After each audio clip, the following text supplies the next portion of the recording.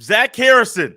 He's going to be a wanted man. Numerous NFL teams will want him to play defensive end for him. What kind of pro prospect is it? What round should we expect him to get drafted? And we go over all that with our favorite NFL draft analyst during today's episode of Locked On Buckeyes. You are Locked On Buckeyes, your daily podcast on the Ohio State Buckeyes.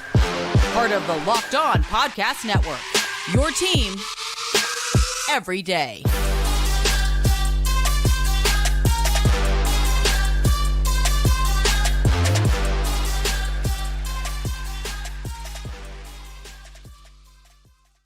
What is up, Buckeye fans? Welcome back to another episode of Locked On Buckeyes, part of Locked On Podcast Network. I'm your host, Jay Stevens, also the host of the Jay Stevens Podcast. It is Friday, April 28th in the year 2023, and with us once again to wrap up the week. Day 2 of the draft is here. Day 3 is tomorrow. It's my guy, Ryan Roberts. He is a NFL draft scout for Rise in Draft Scouting. Ryan is going to be locked in to day 2 and day 3 of the draft. And there's 3 defensive players at Ohio State that might get drafted during this portion of the 2023 NFL Draft. Ryan Roberts, welcome back to Locked On Buckeyes. Absolutely, brother. Thank you so much for having me, man. I'm excited to be back on. Yeah, no problem. Ryan and I have gone through almost every offensive player. There was a little mishap on my end as far as a segment Ryan and I recorded that got lost out there somewhere in the cloud, and I can't get that back. That was a segment we did on Luke Whippler. But we got 3 more defensive players to go over: Ronnie Hickman, Cam Brown, and Zach Harrison. 3 talented defensive players. Ryan, it's not the talent we're used to at Ohio State going into the NFL draft, but all 3 of these guys can make an NFL roster and play football in the NFL in the fall. Oh, they can. I mean, we're not talking about the Nick Bosa's, Chase Young's, Joey Bosa's of the world, right? We're not talking about the Pete Warners even. I think that we're talking about good role players at the next level. And I think there's different levels of how good of role players each one will be at the next level when you're talking about Harrison, Hickman, and Cam Brown. But I think that there are appealing traits to each one of those guys and some really good film that we can obviously make our evaluation off of at times sporadically during the career of each player. So I'm excited to talk about these, man, because I feel like a lot of draft coverage is just super oversaturated with, like, let's talk about the first round guys over and over and over again. But we also forget that the day 2, day 3 priority free agent types are the guys that make up the majority of these rosters, right? These are the guys that really take good rosters to great rosters to elite rosters. Like, these are the separators in a lot of ways. So these role players, these depth pieces, I think that they're very important and players that we don't highlight enough because they're not the sexy guys to talk about this time of year. Shaquille O'Neal, for those of you that follow the NBA or watch him during the NBA playoffs on TNT, he always talks about the other guys that are on an NBA roster that make an NBA team go. You can't have Shaq and Kobe be who they are without a Robert Horry or Rick Fox with the Lakers. So you have to have the other guys there to allow the stars to be the stars. So all the stars to have the freedom to do the things that they need to do on a football field for the football team to be successful. There's a guy in Zach Harrison, Ryan, that some say can be a starter in the NFL. I'm not going to go there just yet and say he's going to start year 1 or maybe even year 2, but I do believe Zach Harrison can be a solid piece, more of an NFL journeyman type player once he's in the National Football League. Do you agree with that he's probably going to be a guy that's an eventual starter in the NFL, but probably not a starter in year 1 or 2? I think that he's going to be a key contributor as a rookie and maybe even into his second year, but I do think he has the talent. I mean, certainly has the talent to be a starter on the next level. I mean, this is one of those kids, Jay, and there was a reason that he was a former 5-star recruit, right? Is the fact that you can't teach being 6'5" and a half. You can't teach being 272 pounds, 36 and a quarter inch arms, 85 and a half inch wingspan. Man, I don't know where they're getting these wingspans at Ohio State, man. Talking about DeJuan Jones and Paris Johnson and now Zach Harrison, right? But like Zach was also a kid that was rumored, to run a 100-meter dash in about 10.8, 10.9 in tennis shoes in high school, right? Not even, or I think he was in work boots or something like that. It was like some really weird story. But this kid's a freaking nature athlete, and a kid that didn't really put it together his first 3 years. Like it was kind of one of those things where you saw the flashes, but then you saw just too many games and too many drives and too many plays where it was just, where's Zach Harrison, right? Like he kind of disappears a little bit. 2022, I thought he really had easily his best season for Ohio State. Definitely his most productive and his most impactful. But he brings, I think, a lot of things to the table where you say, even if he never hits his ceiling, he still brings a relatively high floor, man, because what this kid's going to be at the next level, at worst, in my opinion, is a really key rotational piece in early downs on the NFL, because this kid has incredible length. He's very strong and powerful. He's going to be able to set a firm edge. He's going to be able to make plays in the run game. And if you're able to untap the pass rush upside of him, which we saw at times, I mean, turn on the Maryland tape this past year. He was playing against Jalen Duncan, who's a very talented offensive tackle. And I mean, he was bull rushing him into the lap a couple times and finishing with a couple sacks on Talia Tagovailoa that game, right? So there's flashes of what Zach Harrison give you in the past. It's just maddeningly inconsistent, man. Like there's some games you can see it more often than not, then there's other games where you don't see it at all. I don't know where he projects as far as being a consistent work against the pass guy, but I think in the run game, man, he brings a very high floor because at worst, this kid's going to be powerful. He's going to set a firm edge, and he's going to have that length that you see on film. And I think it's what you want from a guy like Zach Harrison, to come in and do the things that he's good at immediately. You mentioned the run game, the bull rushing. I think his length kind of it gets talked about. Yep. But it's one thing that I don't know if the average football fan truly understands and appreciates the length that he has. We talk about Zach Harrison, and people think he's going to be an elite pass rusher. Ryan, I don't know if he'll ever be an elite pass rusher or an above average pass rusher at the next level. I don't know. I think with his length and his strength that he has, he can be a guy who does a good job at setting the edge and is a force in the run game. I do believe Zach Harrison can be that. You think about early downs, that's Zach Harrison. And so the length there, you talking about Paris Johnson Jr. and DeJuan Jones. Those long arms of his could be the kryptonite or whatever tackle he's going against, because they might not be able to get to where they want to go because the length of Harrison gets to them first, and they cannot overcome that. So his length might be one of his biggest assets because he uses it very well. And I do think the hand combat, or maybe the hand moves that Larry Johnson teaches, those things will translate to the next level for Zach Harrison. So I've been critical of him. You've been critical of him. We've done numerous shows talking about him in preseason. But I do think Zach Harrison is a guy that at the next level, he can use his length to his advantage in the run game. Oh, no, he absolutely can. Because I think the one cool thing about Zach is, with his God-given measurables, being 6'5.5", having the length he has, and he's got a very well filled out frame, but I also think that he could put on a little bit more weight. I think this kid's a pretty alignment versatile player, and when I say that, it's like I don't think he necessarily has to just play on the edge full time. Like I think he could play 5, he could play 6. I think he could play some 4 and 4-eye if you're also running some odd man fronts at times, and then an obvious pass rushing situations. I don't know if he'll ever be the guy on the outside that is going to consistently threaten the outside track because he just doesn't have the bend to do it. But if you move him inside on obvious pass rushing downs and he's playing some 3-tech where that length is really going to be a plus against guards, I think that also could be a nice little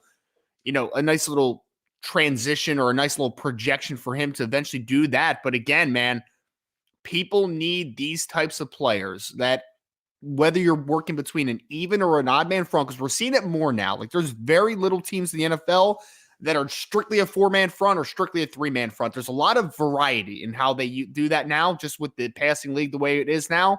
Having a guy like this that can play between that 4-man front and that 3, both on the edge and working some interior at times, it's very valuable.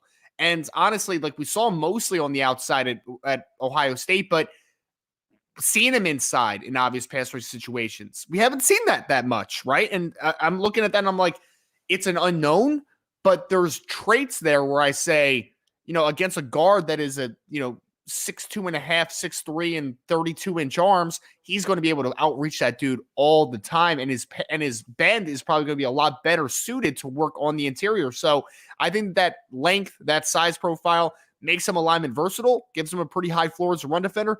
But also, I don't think we can discount that there might be some pass rush upside here potentially. Now, it's a wild card. It's not a known commodity. But as the NFL, as he transitions and being more of kind of a movable chess piece, I think he's going to have some advantages to take, to take advantage of his length and athleticism against interior offensive linemen at times, which I think could help that pass rush upside. Ryan, last thing on Zach Harrison, but before moving on to Ronnie Hickman, what round do you think Zach Harrison is selected in this year's draft? I would say third round is probably where he ends up getting taken, because I think that there's a combination of this, right? I think film before this season was a day 3 football player. I really do. I don't think that his film in 2021 just did nothing for me, to be honest. It didn't. 2022 was a lot better, but again, you're still projecting a role at the next level as a pass rusher that you just haven't seen enough of, right? So I'm going to say tentative third round. Could he get drafted in the second round? It's always possible, because again, he has the measurables where a good defensive line coach is going to look at him and say, I can get the most out of that guy. Like I can't teach the traits that he has, but ultimately I think it's third round just because there's a lot of projection as a pass rusher, but he does bring a high floor as a run defender. And I think that stuff does matter. We undersell that a little bit, but I think he has the opportunity to go on day 2 just because I think that the role is clear at the next level, if nothing else. In 2021, Ronnie Hickman was the leading tackler for Ohio State, and there was a lot of promise and belief that in 2022, Ronnie Hickman would take his game to the next level. Unfortunately, that did not happen. The Buckeyes had a new defensive coordinator come in, and Hickman, being a big piece of the pie, was what people thought he would be. But as the season progressed, it seemed like some of his worst football was played during his final playing days at Ohio State. Ronnie Hickman's a player that I was high on, but I kept falling off the Ronnie Hickman train the deeper we got into the season in 2022. Ryan, that's what I thought when I saw Ronnie Hickman play this year. What did you see when you watched the film? I thought there was a lot of good with Ronnie, but then there was the Michigan game, right? Which is one that you just can't get out of your mind, man. And again, I don't want to hyper-focus on one football game, but, I mean, that was one of the better teams that Ohio State played all year, right? I mean, that's a delicate way to say – to talk about that game in general. Like, you could go anywhere with that, because I know you can't stand that team. Yes. But you are choosing words very wisely, because I know there are people probably on YouTube like, I can't stand that guy. He's being too nice. And they might hop into you in the comment section and just rip you to shreds, Ryan. I don't know, but no, you're using some really nice words about that team in Ann Arbor. Man, look, I hate Michigan. The one thing that we have that's similar, Jay, as Ohio State fans and Notre Dame fans, is that we all hate Michigan, right? Can't stand them. We can agree on this. We dislike, what do you guys call them? That team up north or whatever, right? Like I can't stand Michigan. They're my least liked football team ever. I just do not like the University of Michigan. But going into that game, man, I'll say this: JJ McCarthy, I thought was a quarterback for Michigan, he was a game manager, right? Like, they asked him not to mess it up. We have Blake Corum. We have Donovan Edwards. We have a good offensive line. Just don't mess it up, man. Just make enough plays. That game, you got Ohio State made him look much better than he possibly was. That I think he actually is. And that was because safety play in that game was bad, man. Like, and it wasn't just Ronnie Hickman. Lathan Ransom didn't have a good game in that one as well. But, like, man, I think that they really showed the worst of Ronnie Hickman in that game. And, like, that's one game where if I'm an NFL evaluator, I go back and watch, and I'm like, all the things I love about Ronnie, his ability in the box, whole tackle, he's a tenacious football player, right? And I think short area stuff is pretty good, man. Like, I think he's pretty explosive, gets downhill, plays mid-hole okay as a pass coverage player. I just don't think he's the greatest athlete of all time, man. I don't think he's a great athlete. And I think that gets exposed working from depth a little bit. I don't think he's going to be a post safety at the next level. I think he's going to struggle consistently playing over the top and working from depth. I think that game and Senior Bowl as well, and the fact that he has chosen not to test at all this draft process, is showing that he is just very role specific at the next level. And I think that he is a pure box strong safety, a guy that needs to play the line of scrimmage, needs to play on the second level at times, and needs to play special teams. And all that to say is that role's pretty important still, man. We underrate special teams and the ability to be a backup safety at the next level. I think Hickman could stick as a safety at the next level. I do, because I think that he's smart enough. I think he's tenacious enough. And I think he'll be a very good player on special teams. So those things are sticking points. It's just before the season, I was like, okay, a lot of good to watch out of Ronnie Hickman, right? Can he take that next step? And I think there was just some parts of his game that it got exploited and you got to see more of. And you're just like, yeah, there's some limitations to his game. But that doesn't mean he's not a good football player. It just means that he might be a very scheme-specific and role-specific player, which I think Ronnie Hickman is. Correct. Ron, I'm actually going to add another defensive player at the end of this. We'll get to it here in a second. He's a D tackle. Just kind of give your ear mindset there with that one. But as we got to move a little bit quicker with this show, as something popped into my head, what round do you think Ronnie Hickman is selected in this year's draft? I think he's going to be a mid-day 3 football player just because of the limitations. I still think that teams are going to take a gamble on him, though, because I think that he is a guy that projects favorably as a special teamer at the next level, and that's what day 3 is for, man. Like finding those guys that can contribute in that role while developing, hopefully, as a role player on the back end. I think 5th, 6th round, somewhere in that ballpark. I think 5th round is a very easy option for a guy like Ronnie Hickman because he's a good football player. Just again, there's just some limitations to his game that we've already talked about. Cam Brown is a player that going into the season, Ryan came on here and was very excited about Cam Brown playing another year at Ohio State and seeing better football and a healthier Cam Brown. Got some healthy Cam Brown at times. The better football being played was not always there. Yes. For those of you that don't know, leading into every season, past couple years, I've had Ryan on to do some preseason draft talk, talking about players at Ohio State that are draft eligible, what they might be in the next NFL draft, and kind of like what they need to work on and what they need to show to be better pro prospects during the season. And so prior to that show, going back in my mind, a little memory bank here, I remember talking to Ryan, and Ryan was like, well, I'm getting kind of higher on him. I kind of like what I see. Yeah, I do. And Ryan and I joke, talk, text every now and then. So I was like, okay, cool. Like Ryan believes in him. Maybe I should too. No, Ryan, that belief you had there, I did not go all in on during the season. And I think we're on the same page here. Cam Brown is not a guy either one of us is all in on going into the NFL. Man, that was definitely a miss for me in the preseason. I thought that he could potentially be a 3rd to 4th round draft pick. I really did. Because I watched the Penn State game from 2021, Jay, and there were a few reps, man, when he was in press against Jahan Dotson where he took that dude into the sideline. I was like, oh, okay. Yes. All right. There's something there, man. As a press man corner at the next level, there's something. But he just hasn't gotten better. I mean, that's the point blank to it, right? Like he didn't show improvement this year. The injuries, obviously, we've talked about a ton.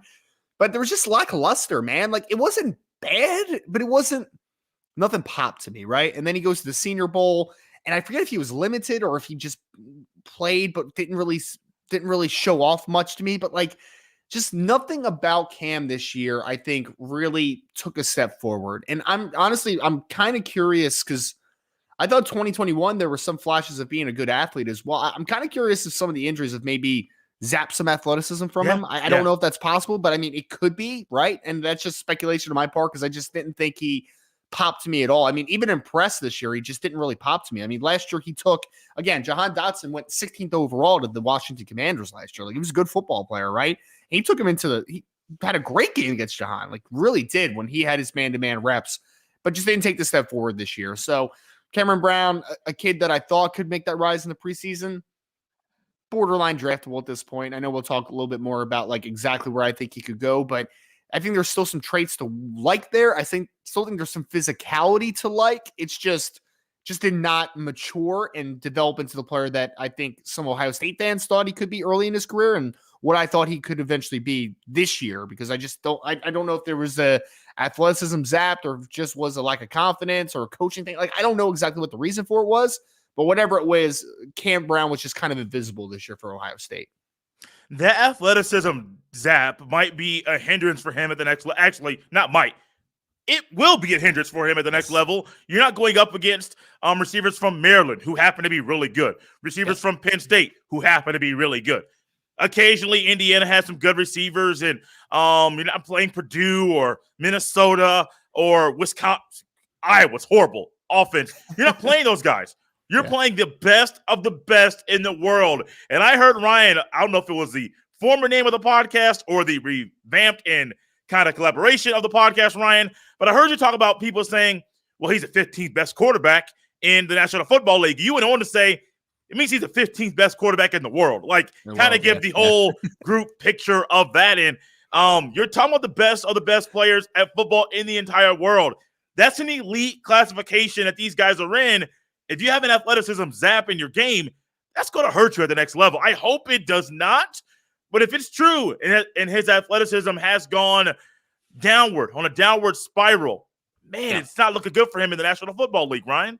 It's not great, too, especially like the brand of football that he plays. This is where it gets really worrisome for me. When you're a press man corner, why do you play press man, Jay? One, it's the physicality, which we already talked about, right? The ability to get hands-on at the line of scrimmage, be able to match your feet with your hands and to stay in front and stay glued. But the one thing that people don't talk about enough is when you don't have good – if you have a bad jam at the line of scrimmage, you are going to get put into a position where you are in recovery mode in an instance, right? And the ability to have that makeup speed.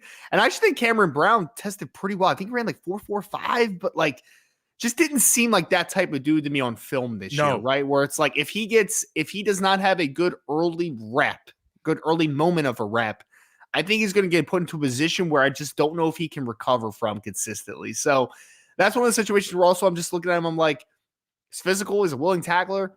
Maybe he's a safety eventually. Like, I don't know, man. I think that there's a couple different ways, and he's going to have to find a way to stick at the next level. And special teams is one we talked about with Hickman, right? But Cameron Brown also, versatility on the back end is important. So, even though he played mostly outside at Ohio State, can he play some inside at the nickel? Can he play some safety? Can he show some versatility? That's a question mark, and that's a projection. But I still think, again, there's enough physicality and enough still moments where you can still think that he has a chance to stick. It's just not nearly what I thought it was going to be going into the year. Ryan, we got, I believe, a round 3 guess or prediction for Zach Harrison, round 4 or 5 for Ronnie Hickman. What round do you think Cam Brown will be drafted in over the next couple days? I think he's a late round priority free agent type. So I think, 6th, 7th round, somewhere in that ballpark could happen. Because again, Ohio State, multi-year starter, still tested pretty well. There's still some things to kind of like there. But I think if nothing else, he'll be a priority free agent. He'll be a kid that he will get his contract very quickly after the draft. So I'll say 6th, 7th to undrafted. Well, I'll just say 7th to priority free agent just to kind of keep it clean. Last but not least, and this player was one that was on my radar, but not on the original text or conversation Ryan and I had about this show, is Taron Vincent. And I had someone on, I think it was the Houston Texans, Locked On Texans, talk to me about Taron Vincent. And I was surprised because most guys don't talk about somebody in Taron Vincent's area. Someone who's a D tackle, doesn't get talked about by national college football people. Most Ohio State media don't really talk about him a lot. A lot of the conversation is about the D ends, the linebackers, the corners, the safeties. You don't really talk about defensive tackles really much throughout the season.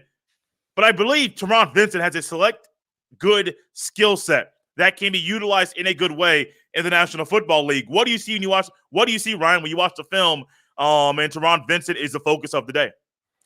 So Taron Vincent, and the reason that people are going to keep talking about him is because of the lineage and the reputation he had coming out of high school. Of course, I think he was Baltimore, Maryland guy actually originally, but he was an IMG Academy kid, obviously. And he was a 5-star recruit, man. Everyone knew who Taron Vincent was. Everyone knew. And then the other reason everyone knew who Taron Vincent was because his dad is Troy Vincent, who was a really good cornerback in the NFL. And I think he's actually the president of the NFLPA now, I believe, if I remember correctly. Right. He's something like that, right? So Taron Vincent has the name recognition. He's got NFL lineage, and he's got that background as a 5-star recruit. So there was a lot of expectations going to Ohio State. As you know, I'm sure as most Ohio State fans know, didn't ever live up to that, right? He didn't. He was I mean, he still played a lot the last 2 years specifically, but he was never a guy that just showcased his skill set on a full-time basis. So I still think there's some athleticism to work with there. I mean, the problem is that he's a little bit of a smaller player. I think the officials that we had on him, let me just verify this real quick so I don't give you bad information because I know I just saw it. Yeah, Taron Vincent was 6'1" and 1/8, so smaller kid, 305, 31 and 3/8 inch arms. So sub 32 inch arms, right around 6'1", 300 pounds. He's a smaller kid, right? He's not the longest guy in the world. I think he's got like a 76-inch wingspan as well. So there's obviously still some intrigue because he was a Shrine Bowl invitee, right? Which is the hierarchy of the All-Star games: is Senior Bowl, Shrine Bowl, Senior Bowl, East-West Shrine, NFLPA Bowl. So obviously the second highest All-Star game did invite Taron Vincent for a lot of the reasons that I think. There's still some talent there. There is obviously the pedigree and there's obviously the reputation. You're just working with a lack of production, right? So there's a specific role that I think some teams will still toy with a guy like a Taron Vincent. But at this point, man, it's just you're bringing this kid in as a pure flyer, right? Like this isn't a past production, what he did at Ohio State type of thing. This is what his last name is and what his reputation was as a recruit. You're going to hope that still some of the 5-star upside, some of that 5-star talent is still there, and you can try to harness that early in his career. Like that's kind of what you're betting on with the Taron Vincent, but obviously he was never that guy at Ohio State, so it's a little bit of a wild card pick. Ryan, when it comes to the role on the football field, outside of the dad and 5-star and IMG, what role you say there's a specific role he will play or can play? What role is that?